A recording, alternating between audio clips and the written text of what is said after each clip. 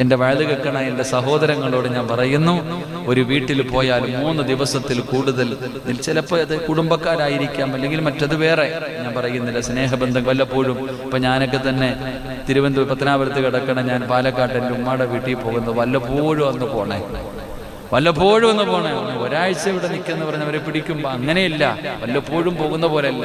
ചിലർ വന്നു കഴിഞ്ഞാൽ കയറിപ്പോ വീട്ടുകാർ തന്നെ ആഗ്രഹിക്കുമെന്ന് പോയിരുന്നെങ്കിൽ പടച്ചവനെ അങ്ങനെ ബുദ്ധിമുട്ടിക്കരുത്.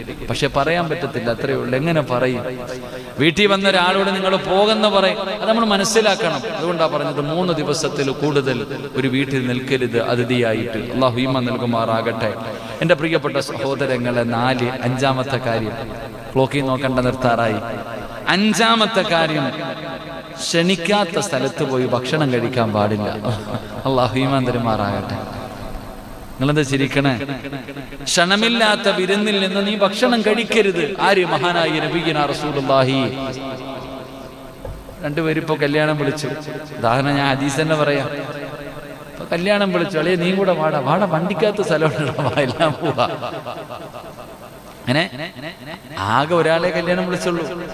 പോകുമ്പോ എല്ലാത്തിനും വഴി കാണുന്നവനെ കൂടെ വിളിച്ച്, എന്നെ വിളിച്ചിട്ടുണ്ടെങ്കിൽ നിന്നെ വിളിച്ചതുപോലെ കയറിക്കോ, വിളിച്ച് കയറ്റിക്കൊണ്ട് പോവാ.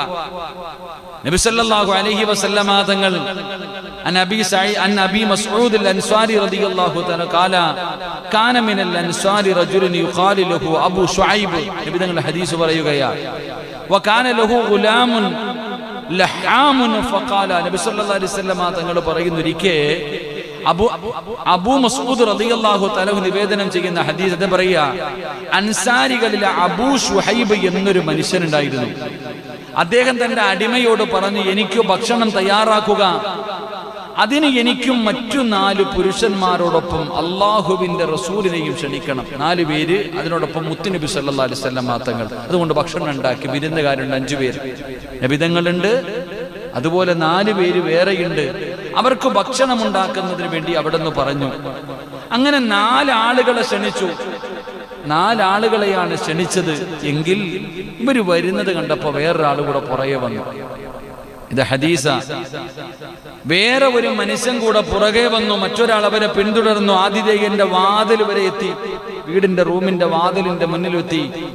ആ സമയത്ത് അദ്ദേഹത്തോട് പറഞ്ഞു, 5 നബി സല്ലല്ലാഹു അലൈഹി വസല്ലമ തങ്ങൾ പറഞ്ഞു, 5 അതിഥികളിൽ ഒരാൾ നിങ്ങൾ വിളിക്കപ്പെടാത്ത ആളാണ്. ഈ കൂട്ടത്തിൽ വന്നിരിക്കുന്ന 5 പേരിൽ ഒരാൾ നിങ്ങൾ വിളിക്കപ്പെടാത്ത ആളാണ്. നിങ്ങൾ അനുവാദം കൊടുത്താൽ അദ്ദേഹം അകത്തേക്ക് കയറി ഭക്ഷണം കഴിക്കും, ഇല്ലെങ്കിൽ അദ്ദേഹം തിരിച്ചു പോകും. മഹാനായ നബിയുനാ റസൂലുള്ളാഹി